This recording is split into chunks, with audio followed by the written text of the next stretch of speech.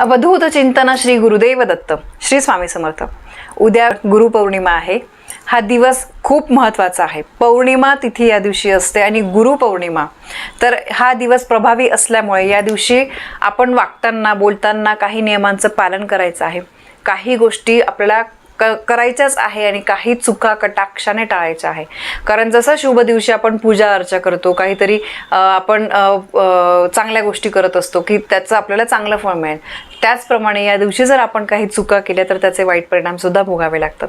म्हणून अमुक एक शुभ दिवशी आपल्याला काही नियमांचं पालन करायचंच आहे. गुरुपौर्णिमा बघा अतिशय महत्त्वाची तिथी आहे. या दिवशी गुरुपूजनाला खूप महत्त्व असतं. या गुरुपौर्णिमेला व्यास पौर्णिमा असं सुद्धा म्हटलं जातं. तर गुरुपौर्णिमेच्या दिवशी आपल्याला पूजा अर्चा कशी करायची, कसा हा दिवस साजरी करायचा याचा व्हिडिओ मी काल परवाच तुमच्यासोबत शेअर केलेला आहे. नक्कीच तुम्ही व्हिडिओजमध्ये जाऊन बघा. अगदी साध्या सोप्या पद्धतीने आपण सेवा जी आहे आपल्या गुरूंची करू शकतो. फक्त मनामध्ये भाव असणं तितकंच महत्त्वाचं आहे.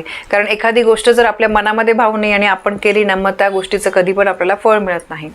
तर बघा गुरुपौर्णिमेचा दिवस महत्त्वाचा असल्यामुळे आपल्याला या दिवशी काय करायचं आहे ते मी तुम्हाला सांगते.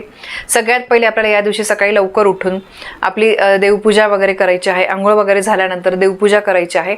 आंघोळ करताना आंघोळीच्या पाण्यामध्ये तुम्ही 2 थेंब गंगाजल किंवा गोमूत्र टाका.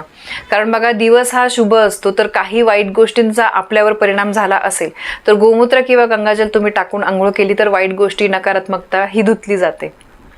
यानंतर आपल्याला मुख्य दरवाजा स्वच्छ करायचा आहे. आपलं घर छान स्वच्छ करायचं आहे झाडून पुसून. उंबरठ्यावर हळदीचं लेपन करा. मुख्य दरवाजावर तुम्हाला स्वस्तिक काढायचं आहे आणि त्यानंतर तुम्हाला तुमची रोजची देवपूजा करायची आहे. देवपूजा झाल्यानंतर सेवा करायची आहे आणि मग गुरुपद घ्यायचं आहे. ठीक आहे. तसंच या दिवशी तुम्हाला पिंपळाच्या झाडाला हळद कुंकू अक्षता अर्पण करायची आहे, पाणी अर्पण करायचं आहे आणि दिवा लावायचा आहे. तुम्ही सकाळी सुद्धा हे करू शकतात, संध्याकाळी सुद्धा करू शकतात. पितरांच्या स्मरणार्थ तुम्हाला काहीतरी दान करायचं आहे. पौर्णिमा तिथी आहे. पौर्णिमा तिथी बघा माता लक्ष्मी भगवान विष्णूंना समर्पित असते. तसंच अशा शुभ दिवशी जर काही चांगल्या गोष्टी केल्या, दान वगैरे केलं तर आपल्याला त्याचा खूप फायदा होतो. म्हणून तुम्हाला या दिवशी जमेल तसं दान करायचं आहे. पितरांचं स्मरण करून दान करायचं आहे.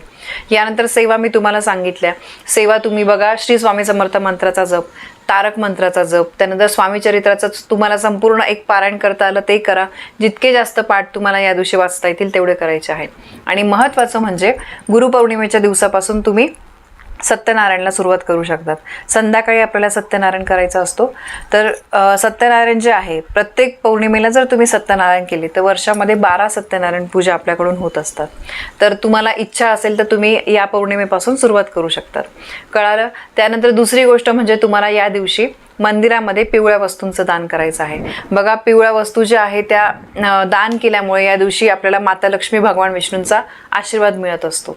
यानंतर घरातील मोठे व्यक्ती, आपले आई वडील, त्याच्यानंतर आजी आजोबा, जे कोणी घरामध्ये असतील, गुरु शिक्षक, हे जे मोठे व्यक्ती आहे यांचा आपल्याला आशीर्वाद घ्यायचा आहे. त्यांच्या चरणस्पर्श करून आपल्याला आशीर्वाद घ्यायचा आहे.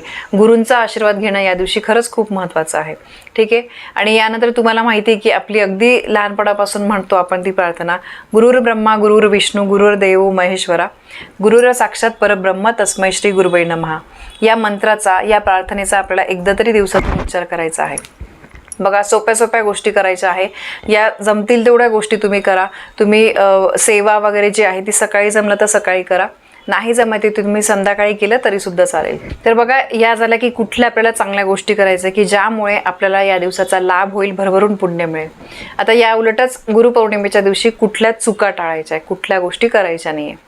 तर बघा या दिवशी गुरुपौर्णिमेच्या दिवशी आपल्याला कोणाशी खोटं बोलणं, कोणाशी फसवणूक करणं, कोणाचा तरी अपमान करणं या गोष्टी टाळल्याच पाहिजे. हा दिवस खरंच खूप शुभ आहे. एखाद्या दिवशी आपण खूप चांगलं काहीतरी पूजा अर्चा करतोय 2-2 तासाची आणि त्यानंतर काहीतरी वाईट साईट बोलतोय तर त्या 2 तासाच्या पूजेचा काही अर्थ उरत नाही. आपण सेवा करतोय, पूजा करतोय ना, तर आपलं मन आपण शांत ठेवायचं. आपल्या स्वतःच्या स्वार्थासाठी का होईना आपण आपलं मन शांत ठेवलं पाहिजे. क्रोध, ईर्ष्या ह्या अशा वाईट गोष्टी ज्या आहेत त्या मनातून काढून टाका.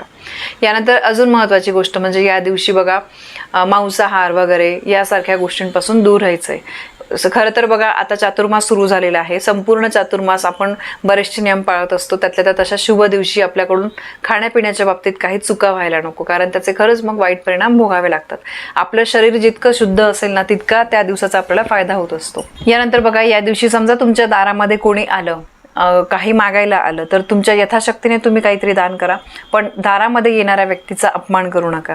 कितीही ते व्यक्ती आपली दुश्मन असेल, शत्रू असेल, पण तरीसुद्धा आपल्याला त्या व्यक्तीचा अपमान करायचा नाही आहे. हे नेहमीच पाळलं पाहिजे, कारण कोणी व्यक्ती जेव्हा आपल्या दारामध्ये येते तर ती दारामध्ये आल्यानंतर आपण म्हणतो बघा, अतिथी देवो भव, ती व्यक्ती आपल्यासाठी देवाप्रमाणे असते. तर त्यामुळे आपल्या दारामध्ये आलेल्या व्यक्तीचा कधी पण अपमान करू नका. आणि या दिवशी तुम्हाला बघा, गाय, कुत्रे वगैरे असे प्राणी जर दिसले तर त्यांना तुम्ही काहीतरी खायला द्या. गुरुपौर्णिमेचा दिवस खरंच खूप महत्त्वाचा आहे, त्यामुळे या दिवशी तुम्ही सांगितलेल्या गोष्टी कराल, चुकीच्या गोष्टी नक्की टाळाल, की जेणेकरून मग आपल्याला म्हणायची वेळ येणार नाही की माझ्याच बाबतीत असे वाईट दिवस का येतात, मलाच अशा अडचणी का येतात. तर त्यामुळे तुम्ही या नियमांचं पालन कराल अशी मी अपेक्षा करते. माहिती तुम्हाला पटली असेल तर व्हिडिओला लाईक करा, शेअर करा. आपल्या चॅनलवर नवीन असाल तर सबस्क्राईब नक्की करा. धन्यवाद. श्री स्वामी समर्थ.